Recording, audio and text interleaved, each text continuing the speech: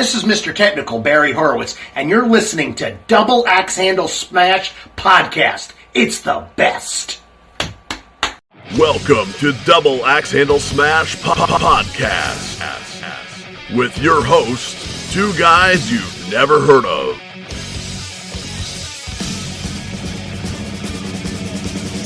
And now, the man who puts the pro in procrastination, Metal Ed. And the man who puts the ass in class, Johnny O.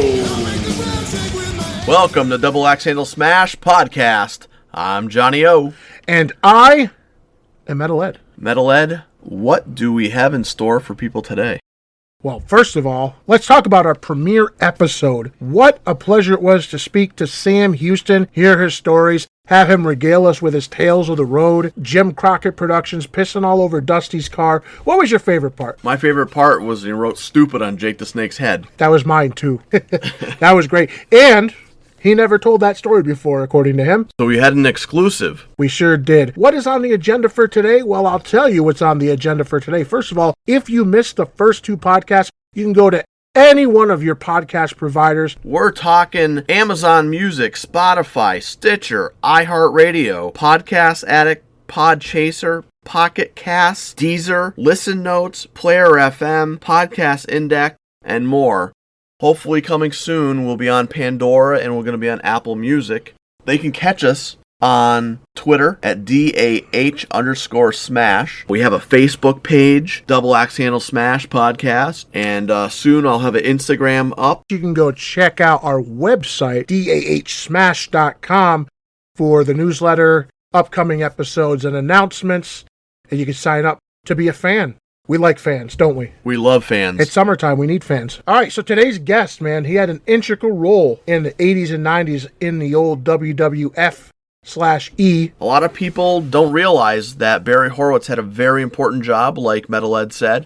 When you watch WWE back in Saturday morning, Superstars, and you'd see these wrestlers always lose, and you'd say, oh, who's this loser guy, or who's this, this jobber, or stuff like that. There's a very important role that these guys played, and they weren't jobbers. They were enhancement talent. They were very talented professional wrestlers, and it took a very good professional wrestler. Their job was to make the bigger star look good. And you'll notice, like, modern day, you'll see guys fall down the card and slowly become enhancement talent. But back in the day, you had maybe a handful of guys. To see if I can remember them all. There was Barry, obviously. Dwayne Gill. He ended up becoming Gilbert in the late 90s. Right. Jim Powers, who went down from being one of the Italian Stallions to being enhancement talent. And I think the most famous of all, besides Barry, was Siva Afi. They dressed him up like he was Superfly Jimmy Snuka, and at one point said they were related. They're of no relation. Wow, interesting. Stay tuned at the end of this episode to find out who our next guest is. Without further ado, ladies and gentlemen, let's hear the tale of Barry Horowitz. Are you ready? Mr. Technical, Barry Horowitz. Let's give a slap on the back. Barry Horowitz, welcome to Double Axe Handle Smash Podcast. Let me start off by saying thanks for coming on, and how you doing today? Good. Thanks. I'm glad to be a guest on your show. Thanks, Barry. We're excited to have you, too. So, our first question is, who was it that actually trained you, and how did you break into the wrestling business, especially at a time that the business was so well guarded? Oh, that's a good question. First of all, I started by watching Championship Wrestling of Florida with Gordon Soley, and I was watching some of my heroes, Mike Graham and Don Morocco and Jack Briscoe, and I just loved it, watching it, constantly. And I always had different dreams and aspects in my, long range goals. I was only, 14 or 15. But after I watched my first match, Thunderbolt Patterson against Mr. Clean, I said, I'm doing this. And I pursued it. And I pursued it in my eyes the right way. I started training with weights, getting my body in shape, and amateur wrestling from youth centers to junior high to high school to 1 year at FSU. The hard part, that was hard, but my whole journey was hard. But getting into professional wrestling at that time in the late 79, 80s. It was hard. I mean, you had to prove yourself. And I did it by myself. I mean, there was no relatives. There was no brother, father, anything related to pro wrestling. I did it on my own. And, I'm pretty proud of that. Did you start in Florida Championship Wrestling or Championship Wrestling in Florida? No, actually, I started with Malenko's. And basically what happened was a friend of a friend introduced me to an entrepreneur, multimillionaire, and he liked me and he had connections with a lot of people in Tampa Bay area. And I got basically like almost an interview with the great late Professor Boris Malenko and his sons. And I showed up at a judo school. I heard the terms. I seen the building. I seen this and seen that. And I signed up, and make a long story short, we progressed to a mattress factory with rings instead of judo mats. But I stayed there a year and a half, 3 days a week, 3 hours a night, 104 in the summer, 40 degrees in the winter. I never missed one, sometimes 3 or 4 workouts a week. And that's after a part-time job and working out with weights. So my life from probably 18 or 19, that's all it was. If I was doing anything else, I was resting or watching motivational films or training. That was it.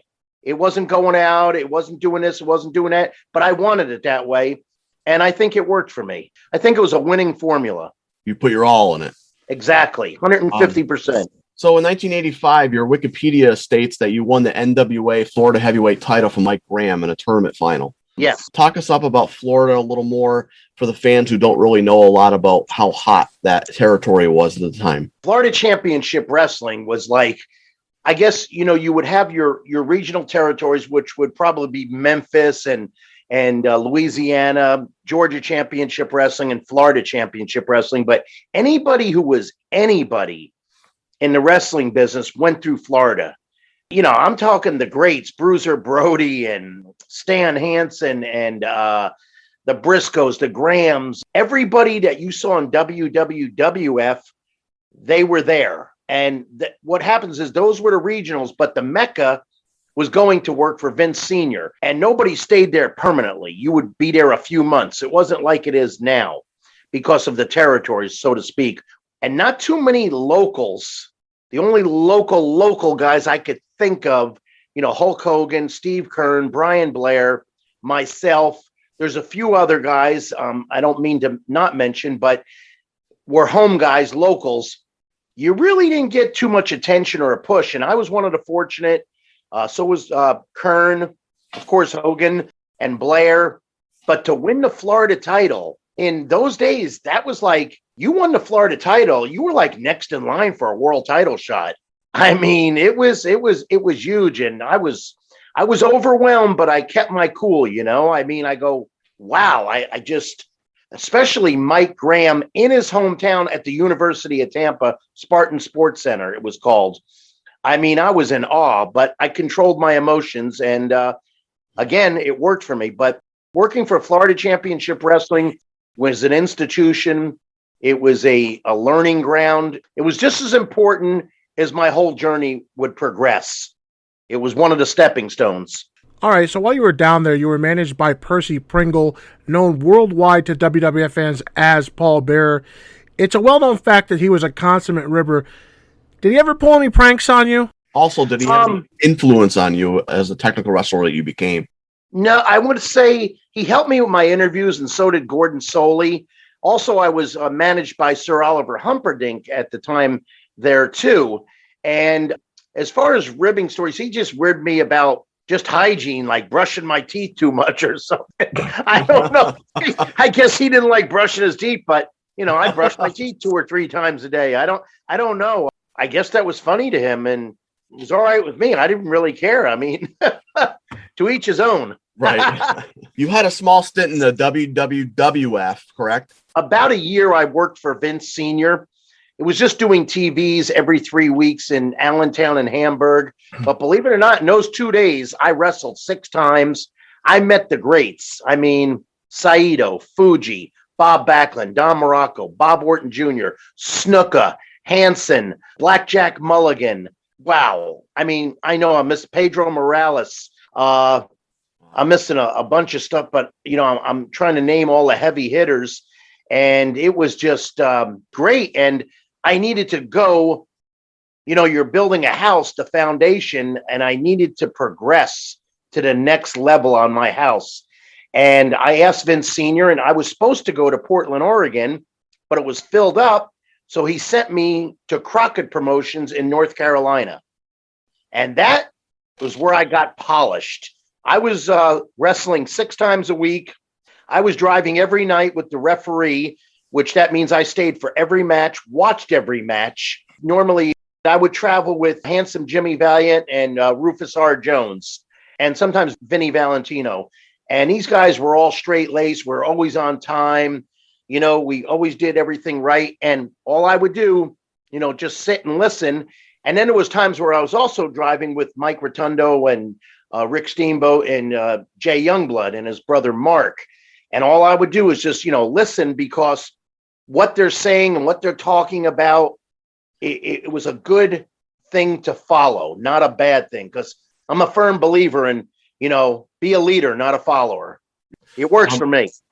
You arrived in the World Wrestling Federation. Basically, it was the Worldwide Wrestling Federation until Vince bought it and became the WWF that we know. In 1987, in your first stint there, you stayed until 1990. You returned later and had 2 more runs with them in later years. But most people that are wrestling fans from the era all the way up till the end saw you as the guy who always lost. Casual fans really didn't know this, but you had a very important job. You were enhancement talent who helped get other superstars over. Can you explain the term getting over means for all the fans who don't know and why that was a very important job? Well, there's always got to be a winner and loser in every sport. I mean, my Patriots lost, they won. My Buccaneers lost, they won. You see it in boxing, you see it in UFC. You see it in everywhere. You see it in movies. It just has to be. And you can't have a winner. You can't have a Hulk Hogan or a Shawn Michaels in every match. It just won't work. You won't draw flies in a phone booth. And I was enhancement. In my eyes, enhancement, aka Star Maker, aka I could do enhancement, but then again, I could do enhancement and get the Undertaker or Bret Hart over in about 2 minutes. When I mean over, make them shine, make them look good, they defeat me. That's important.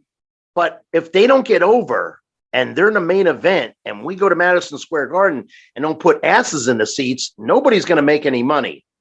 You could be Ric Flair, you could be Bret Hart, you could be, you could be Rick Martel, you could be all these people. But if you have a bad guy to work with, it's not going to be pretty at all. Now, if I go out there with Bret, it's going to be even a better match because we're both good workers. So somebody like the Ultimate Warrior or somebody of that stature doesn't know a wrist lock from a wristwatch can't work. So they have to put him in there with an elite enhancement guy, and that's me, because I have to hold their hand and that's my job. It's not an ego problem, because if it was, I'd be out of there and they'd get somebody else to do it. So you could take it or leave it. Certain things you have to do in professional wrestling. And as far as I'm concerned, I call it just being professional. I mean, I see it a lot in Kurt Angle.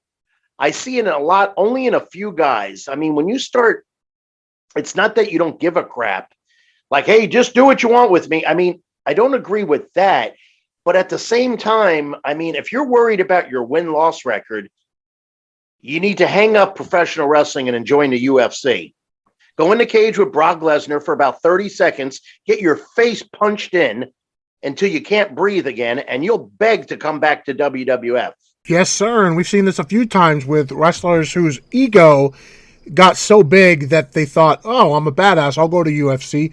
And then they get beat outside of 2 minutes by some up-and-coming nobody and embarrass themselves. It happens time and time again. Yeah, it's true. And the bottom line is just be you could have, here's a little secret that a lot of even your veterans don't know is, I'm not saying all of them, but if you quit worrying about the little itty bitty things and get the match over.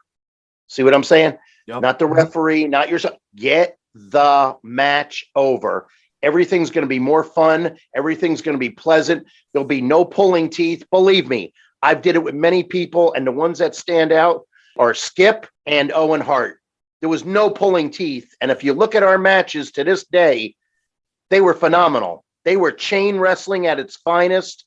They were back and forth. There was no flaws. There was no nothing. I think they were excellent in my eyes, but I'm biased because I love my style of wrestling. So you get to work for Vince, senior and junior. You're coming in from Florida. You're winning championships. Was there ever any plans for you in the WWF at the time? Was there any plans for you to be other than what you were? Were there bigger plans? Make Barry Horowitz a guy? Or I don't really know because I was never in that war room with Vince and all so-called bookers or promoters or Hollywood writers or whatever you want to call them. I just got a thing about people that aren't involved in wrestling and they're calling the shots. I don't respect that. It's like me telling Peyton Manning how to throw a ball. Right. Or Tom Brady. I know about football, but I'm not on the field like they don't know my ring. Okay. So yeah, I got a thing about that. And I never thought it, but I always strived. And what do I mean by that? Always on time, always at I'm sure the infamous gorilla position. Absolutely. Yeah. Okay. You know how many times I was there 5 minutes, 10 minutes, 15 minutes before my match? I got the oil on. I got the boots. I got everything going. And I'm talking about the original Gorilla Monsoon. Later then, J.J. Dillon, of course, Bruce Pritchard, maybe Jerry Briscoe here and there. But I did all of that. And you know how many times, Barry, we don't have time for your match. Thank you, sir. I've seen other guys kicking garbage cans and acting like babies. And so, first of all, probably none of them ever been in a locker room before that. I really believe in paying the dues through amateur wrestling or football or sports and then get into pro wrestling. It builds character. It really does. Now, there is some guys that have never did that and are athletically inclined and they do well without that. I just liked my way better. But yes, I always wanted to be pushed. I think I deserved it, but I was happy. I was fulfilling my dream. And I'm not about to say, well, okay, I'm not getting nothing. But if I did that, that would have been years off my career, years off my employment, fulfilling things for my family. That would have been kind of a whatchamacallit, stingy way of selfish way of portraying myself and doing that self. And I'm not going to do that. I'm not doing that. I'm a true professional to this day. When you were working for the WWF at the time, we all know it's the same thing. Do you recall, meeting Vince several times and how was he as meeting him? Is he bigger than life? In real life, was he always nice to you, respectful? I would see Vince only at TVs and pay-per-views, and he's very busy with his heavy hitters. Okay, which I do understand that. His main eventers and whatnot. But when he did see me, he would say hello to me. I'd say hello to him. And that was about it. I may have went to him once or twice and asked him, what's going on as far as my position. But I almost didn't even have to do that. I knew what was going on. I asked different agents and so forth.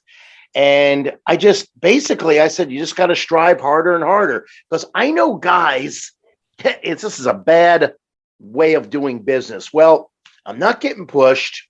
They're not doing nothing to me. Guess what? I ain't training no more. I'm not tanning. I'm not doing this. I'm not doing that. And there was an old joke when you'd see a guy going from territory. Let's say he went from Florida to Memphis.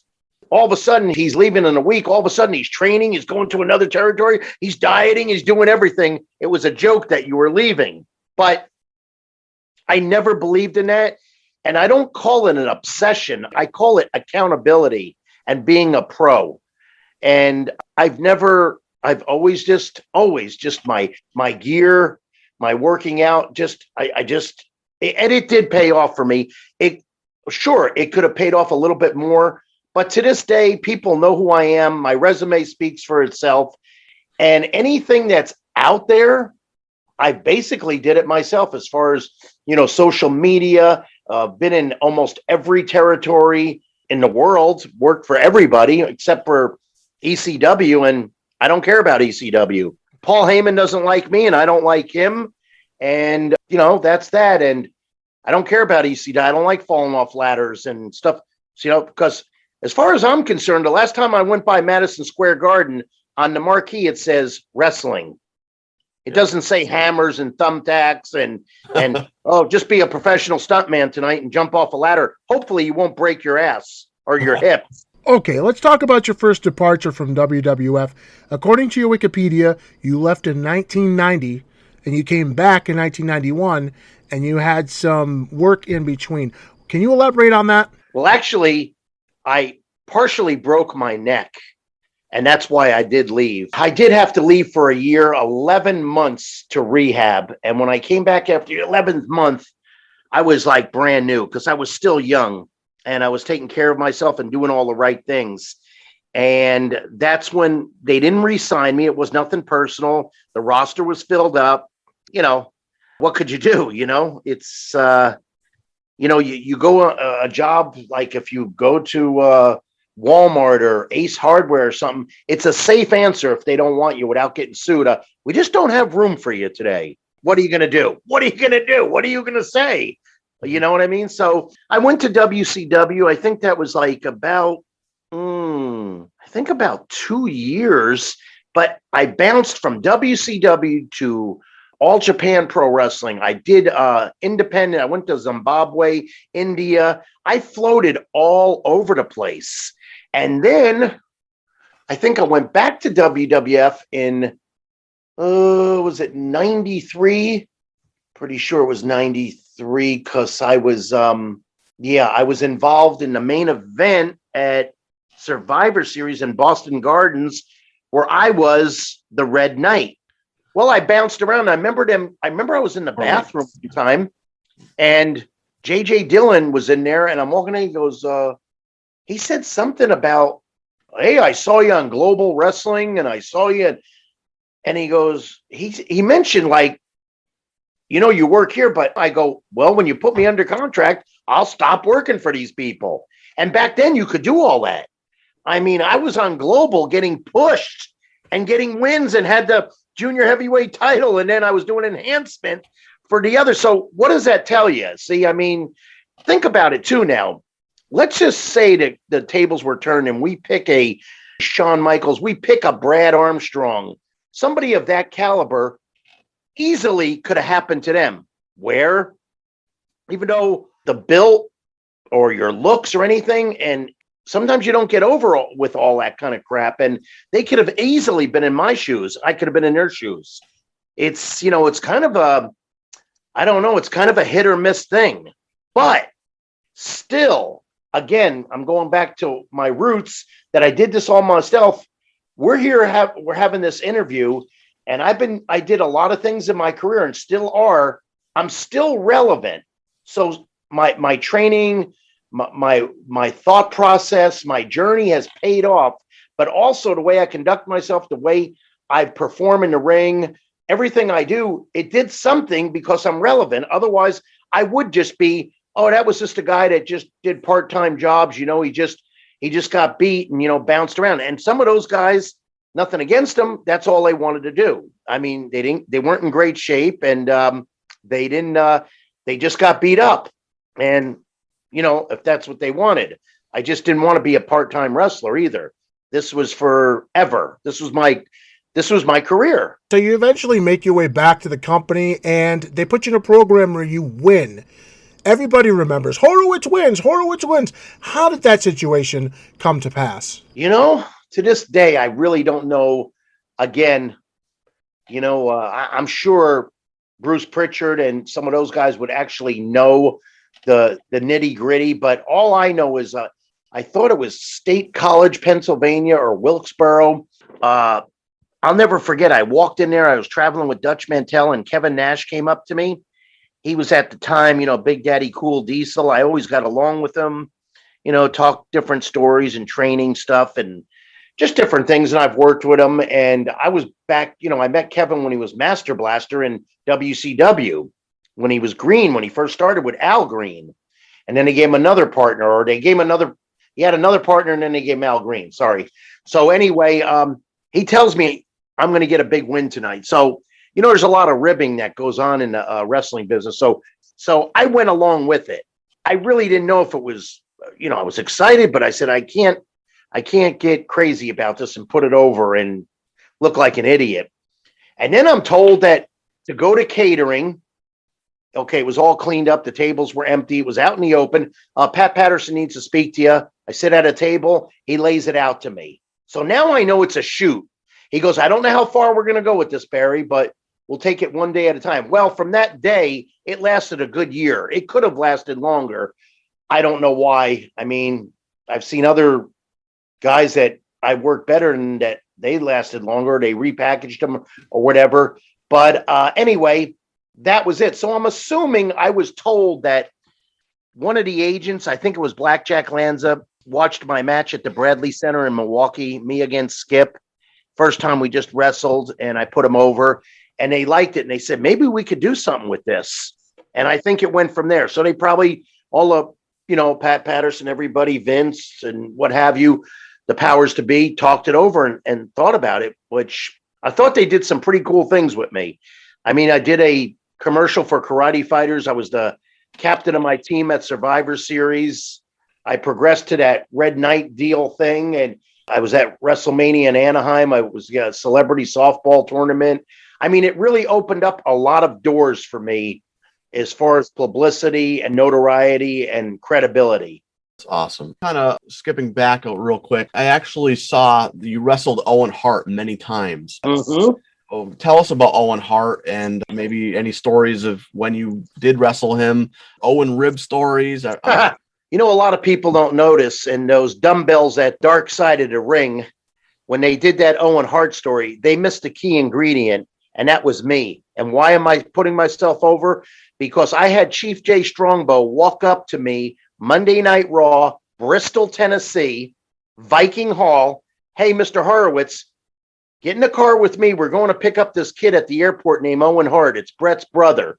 He's going to be the Blue Blazer. We don't want people to know it. You're his first match. I said, whoa, okay. So I meet Owen. He seems like a nice guy. He was young, I think spoiled from the Calgary territory. He wants to go out into the ring and rehearse and stuff. And I said, whoa, those days are gone, Owen. And people are here and there's age. You don't do that. I had to tell him that. And then I think he may have not knew who I was or respected me. But after a few matches, the whole thing changed, and he had great admiration and respect for me, and so did I for him and his brother. His parents I've met. I mean, I've met the whole Hart family. I've stayed with Brett on an occasion. He invited me to his house, which was a big deal back then because Brett didn't do that with too many people. And Brett's the type, and Owen's the type, and I'm the type. We're that type that we like wrestling. That's what we like. We like technical wrestling, and we don't like the BS, okay? Did he take you down into the dungeon? Never been to the dungeon, but I did shake Stu Hart's hand, and he almost crushed it. Oh. Just to let me know, that he's a shooter. I mean, I've been around the greats as far as Stu Hart, the great Carl Gotch, and of course, I'm trying to think. He's a legend. And he went against Gotch too. And I'm trying to. Luthez? Thank you. I met him in Winter Park, Orlando on an indie show, probably 15, 20 years ago. And he actually complimented my match. He didn't like me hitting the ropes that much. He stayed in the middle of the ring a lot. I mean, he was really old school. But as far as ribs, unless I didn't know, I don't remember him. He did some polite ribs to me. Now he got other people big time, but they deserved it. They deserved it. But I got to give credit to Owen because I loved wrestling him. And there's stuff that guys are doing on TV now. Owen and I did 22 years ago. That ain't no lie. I'm serious. And I just loved wrestling him. It was just every night would be different. One night I'd be in Madison Square Garden. I'd work his back. Then we'd be in Montreal Forum. I'd work his leg. And then we'd be back at I don't know, in Miami Beach at the convention center, I'd work his arm. It was always a different wrestling match. And I always got along with him. I don't think we've ever traveled together. If we did, it was once or twice. I think we've eaten together maybe once or twice. Mostly, he went his way, I went my way. But, he hung out mostly with his brother and of course, Davy Boy and Neidhart and Dynamite. But he's a quiet guy, and he's definitely a family-oriented person and a pretty straight-laced guy. I, respected him. And the way his death happened, it's very unfortunate because it should have never happened. And I just want to touch on this real quick without being redundant or going on a rampage here, but no is no with Owen. But also he wanted to be a professional. Number one, Barry Horowitz, Brad Armstrong, Tim Horner, Brady Boone, Reno Riggins, Bob Backlund. I could go Bret Hart, Owen Hart, the whole Hart Foundation. We don't need to come down from the ceiling. Okay. Right. People that can't work need to come down from the ceiling to cover up that they can't work. Now, Sting on a different note, Sting could work. So I'm not going to use Sting. That was perfect for his gimmick. That is a good entrance for Sting. That makes sense. But for the Blue Blazer to come, no, he would have gotten the same reaction from the crowd, the pop, if he ran through the audience in Kansas City at Kemper Arena. And by the way, real quick, after his death 6 months later, I was there for a TV taping, and I went early and looked at the ceiling to the ring. That's horrific drop. Wow. Horrific. Oh, yeah. It actually gave me chills. I had to actually walk out of that room after I looked at it for a while. I said, I'm getting a little sick. You just gave me chills by just explaining that. But there was no friggin' reason for that. He's wrestling. I don't even know who he's wrestling. I believe it was Charles Wright, a.k.a. The Godfather. Yeah. Okay, so there's no angle there as far as I know. And you know what? It would have been better if you lowered him to the ring and then unhook him and the heel gets heat on him. And he would have got great heat because you're punching a guy that's tied up. Then finally Owen gets out of that hook or harness or whatever that BS was. And he gets out of it, makes a comeback, and beats him and goes home. Right. That would have been the best way. But no, we got to have that horrific, that tragedy. I would have shut down production right there. So You're going to go on and have to wrestle and follow that? There's blood stains on the canvas. And guys like Jerry Lawler, they went into the ring, saw it, had to go back on commentary. Yep. He was really close at the time with Jeff Jarrett. Jeff Jarrett's valet, Deborah, at the time, could barely compose herself. It was a nightmare. I mean, as a fan, I remember watching going, oh, this can't be real. They wouldn't have the show going on after this. I know I wouldn't want to. I was packing my bag to do WCW Nitro. It was a Sunday night, and I heard about it like 5 after 11, and I was like, what? And I was I didn't know what to think. I got to the airport in Tampa, and I saw Sting there, and he walked up to me, and he says, you know what happened? I says, yeah. Says, out of respect of Owen, I am telling Eric Bischoff tonight I am not coming down from the ceiling. And I commended him, and that was about it. I didn't have too many words to say. Here's the thing that really bothered me. Here's one of the real good guys in the wrestling business. Beautiful wife, beautiful kids, dream home. I know dude saved his money and made a lot of money. He wasn't in for 10 or 20 years. I'm telling you, a couple more years, he'd have been retired. He would have went on to something else. His wife is very intelligent. So is Owen. I mean, he had his, he could have did anything. And a freak thing like that happens. And I mean, I'm not a detective. I'm not a coroner. I'm not none of this. But I mean, whoever was rigging this, supposed to be from Hollywood, tested 1,000 times, supposed to have this. And I seen the latch or the hook. I mean, you're lucky if you can catch a smallmouth bass with that little thing. Otherwise holding Owen, which at the time weighed probably 220, 225.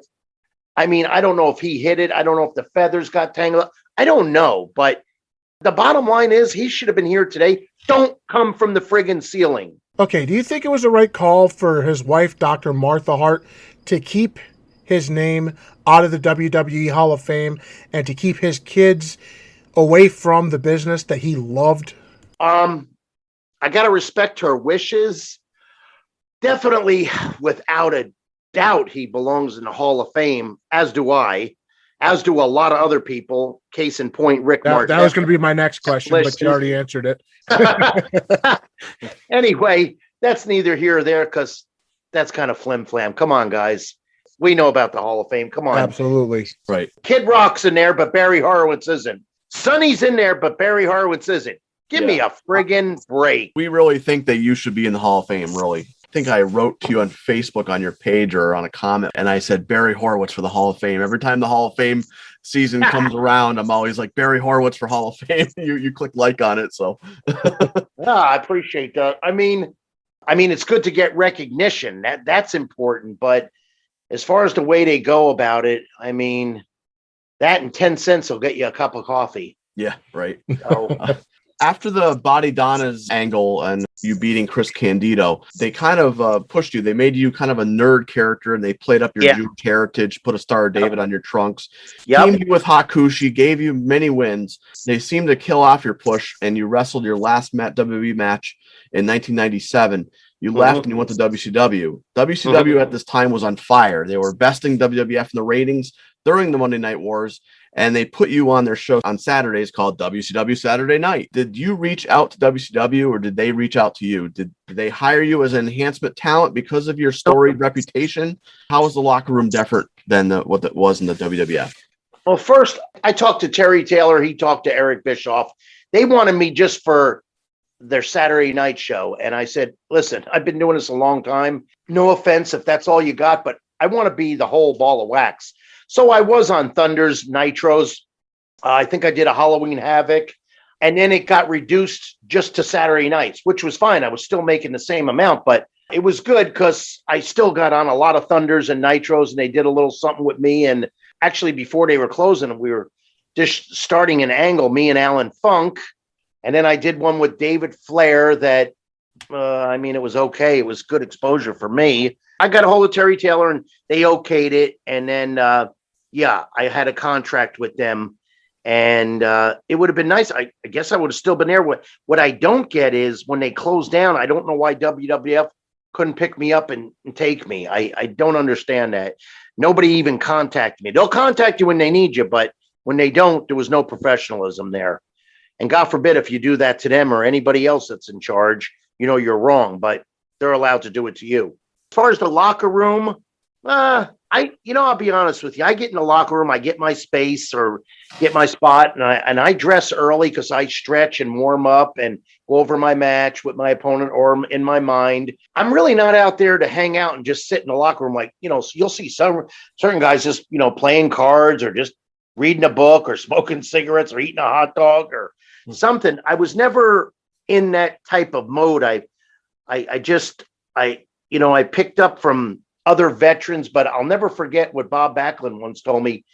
You don't want to be over aggressive. You don't want to be under aggressive. You want to be right there in the middle. And to be in the middle, it takes hard work to stay balanced. It's easy to be over aggressive. It's easy to be under aggressive. You know what I mean? Like, don't give a crap. But to stay in the middle and balance yourself without overthinking it, hey, that's a lot of friggin' work. But it's good for your mind. It pays off. You just got to keep a rein on it so it doesn't drive you crazy. And, I got a lot of good tips from Bob Backlund, and that was one of them. But I was always there a little bit. He just induced it more by saying that. I've always believed in all that. It's easier to follow the rules than break the rules, in my eyes. I got to get off topic just a little bit here. Sure. I was a kid. He came to my hometown here in Springfield, Massachusetts. They were taping Superstars. They had 3 or 4 Enhancement Talent guys come out. You're one of them. You're getting booed by kids like me. We're kids, we're marks, whatever. Right. We're booing you. You don't even break a sweat. You walk to the ring like you're God's gift to wrestling, which is great. I think back about it. It's great. I always thought you must have patience like a saint, because at the time, this is like 1989. Yep. Kids are like throwing their shit at you, their cups, their Yep. their popcorn, their whatever, Mhm. whatever. And I'm standing there watching, and I remember that was the first time I ever thought to myself, I mean, he's still a human being. I was like maybe 7, but I still remember thinking, wow, this guy's a human being. Why are people throwing shit? So kudos to you, man, for never Yep. losing your cool Mm-mm. in a You're- situation like that. Okay. First of all, what town was that again? Springfield, Massachusetts. Okay, yeah, I remember that, and that's where you're from, right? Yeah. Because you could tell a guy from Springfield, Massachusetts, but you can't tell him much. Oh, I just thought I'd get that in there. But getting back to Springfield, That was Mass, awesome. Thank you. I love that building. I love New Haven. I love the Hartford Civic Center. I love Enfield, Connecticut. I was just in Southerton, Connecticut about a month and a half ago, doing a meet and greet at M&J comic books and toy store. You ever get out there, it's incredible. I never seen so much memorabilia in my life.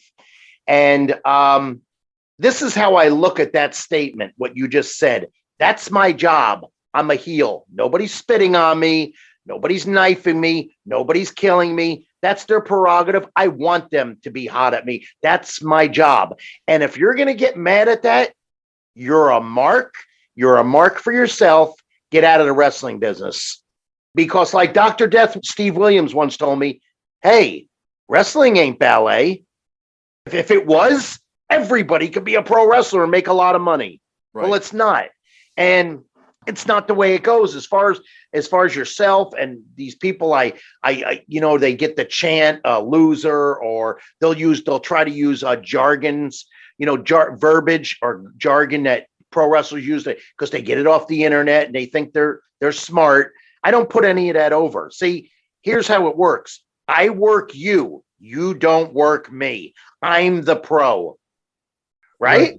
There's a second part to this because maybe about 7 or 8 years later, I'm 15 years old. There's a lumberjack match between Brett and Sean. All right. Yep. I'm on the side with the bad guys. I don't know if you've ever worked with Tatanka. Yep. Okay. So he's on the side. You've got Owen, you've got Davey, you've got Triple H, you got Tatanka. So he uses a racial slur against my brother, which, it gets cheap heat or whatever. But I got him back. I called him something like, some derogatory statement. And he said, hey, shut your fat ass up. And I said, why don't you suck my what? And he goes, he says to me, you ain't got one. I said, oh, that's because I broke it off in your mom's behind. And Owen and Davey, right? Because it's a house show. They don't give a shit. They break character. They go, oh man, he got you. Right in front of Tatanka. So you know what he does? He spits directly in my face. So that's why I give credit to guys like you, because you did not. I mean, you're getting popcorn, soda, papers thrown at your face. You just keep walking. This guy initiated the conflict, gets the heat, gets it back, and then he spits on me, and then he almost hits me because I spat back. Now, say he was a student and I'm training, which I do that. I do verbal and physical training seminars. Number one, cheap heat. Anybody could say the F-bomb. Anybody could kick you in the nuts. Anybody could spit. You know what? You could see that in a back alley bar behind Chili's restaurant for free. Right. But when you get heat with wrestling, holding the ropes, cheating, you're a true artist. You're a nobody. And for Tatanka to do that, first of all, he hasn't been in the business that long to do that. Second of all, according to the people in the know, he's a good Christian. Right. Let me think. We don't even want to go there when I think of that. I lived in the Bible Belt twice, and half of those people were banging their cousins or sisters. Okay, so be that crap and doing cocaine. So I don't want to hear that you're a good Christian unless I really believe it. You're using it for a fad and a gimmick. You'll be in hell before me. But to do that cheap heat, and for him to do that and to carry on, he should have been sitting in the crowd with you. He's not the pro. He's not the artist. Yeah, and to make matters worse, I was only a 15-year-old kid at the time. I would never, ever. I've never did that. I've worked the people, never cussed, never did any of that. Assumption gets more heat. But then again, I'm a true professional, and some of these jamokes aren't. They weren't trained right. I'm telling you, I'll say it to this day, I was trained by the best. I don't care who's out there. I'm sure there's a lot of good trainers, but first of all, I could train some of these trainers. How about that? I don't want to even go into names or at the performance center or at these facilities. I'm not saying I'm the greatest, and maybe I can't do this, but I'd say if there's 10 trainers, I say I'm better than 8 of them. Okay. And I mean that. And maybe I'm not, maybe I'm wrong, but I don't know. After my seminars and stuff, people, they hear things and see things that they haven't seen before. Cause again, I was taught by the best. Malenko's the best. Yeah, I've heard a lot of great things about Boris Malenko and his sons. What was Dean's brother's name? His name is Jody, but he goes as Joe Malenko. And let me tell you something, a quick thing about dude. He's a lethal weapon. You've heard of that movie? This is a shoot. This guy was trained and lived with Karl Gotch. Wow. This guy enjoys out wrestling you, breaking you down, ripping your arm out of socket. I mean, this guy is a true super shooter. You don't want to mess with him. No. His ring is out in the street. So back to WCW, when you were wrestling on Saturday night and everything, you wrestled Goldberg twice, once on Saturday night and once on Thunder for the United States Championship. Any memories on wrestling Goldberg? When I wrestled him, I heard some horror stories in the last few years about his recklessness. I never witnessed it. I never went through it. I felt safe with him, took care of me. But one thing people don't know is the second time I wrestled him in Nashville, Tennessee at the Municipal Auditorium, I was not supposed to be in that match. Once again, Barry's there with his boots on, ready to go until you can go home or released, because back then, if they didn't have enough guys and you leave, they don't have an opponent. So you got to hang out. You're getting paid anyway. But I guess it was supposed to be a Japanese wrestler. And all of a sudden, they can't find him. Now, I know Japanese wrestlers, they're not afraid to put people over. They're not afraid of anybody. I mean, they get their ass beat every night, the young boys in Japan, in Tokyo. So I think this guy disappeared for numerous reasons. He was scared and he didn't want to do the job, which I disrespect. But Mr. Good Guy here, Barry, could be found. So I did it for him. And what I would have did if I was an agent, I'd find him I would find him, reprimand him, fine him, and maybe even fire him because it's wrong. And back then, years ago, they would do that. And all of a sudden he disappears. So yeah, he just didn't want to do it, or he was scared, or both. Right. So I did it, and there was no problem. I worked that night and it was fine, cool. Now, that's it. I've only talked to Goldberg a few times. I haven't seen him or talked to him in over 20 years. But I did hear some stories in the last 5 years that he's hurt himself and other people pretty bad. In Saudi Arabia, he clean knocked himself out by running too hard in our turnbuckle. And him and Taker, for the first time, I think, ever on television, showed his displeasure on his face. Yeah, I've seen that happen. I try not to do any of that stuff before, during, or after the match. Breaking kayfabe is basically it. I try to stay in character always. So, yeah, I don't know. I didn't see those matches. I didn't know why he's in the Hall of Fame when he wrestled for WCW. I really think his run was over after WCW. It just didn't transpire into the bigger league of WWF. There was bigger and more talented people. To this day.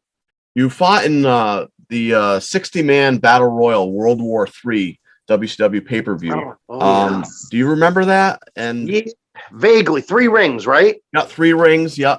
With that many guys in the ring, how do you best manage your time in a match like that? And there must be a reason why WWE keeps theirs down to 30. I mean, it must be pure chaos. It's a big shit show is what it is. You've got numbers when to go out. People are cracking jokes. People are sometimes behind you, zinging you and stuff. I don't agree with it. You should stay in character. And basically, if I ran a battle royal, okay, you punch and kick, and maybe 1 or 2 times you do a spot where the people clear out and somebody hits the ropes and does something. It would be pretty cool. But for the most part, it's a big ass like lumberjack match, but nobody outside. You're just going for it all. And then you do some fancy things where somebody flips over or somebody gets back in the ring. I think it's more for the fans. They see a lot of people in the ring, and that's it. That's all. They're not paying attention. They can't see. It's just punch, kick, throw over the top. I mean, I've been involved in many of them. I've been ribbed in some of them, and people joke around. You got to be careful too, because you could be stepping on somebody. Your elbow you get caught with an elbow by accident. You got to keep.